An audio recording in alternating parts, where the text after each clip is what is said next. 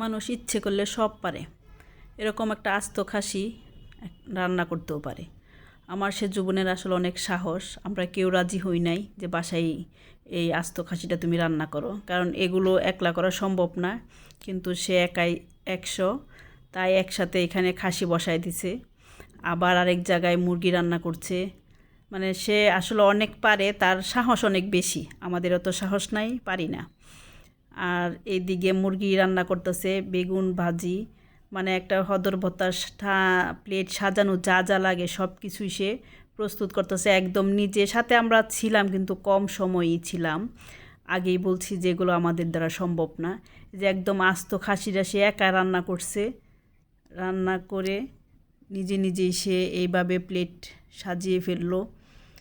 আর আসলে খাসিটা মাংস এত টেস্ট হয়েছিল বলার মতো না।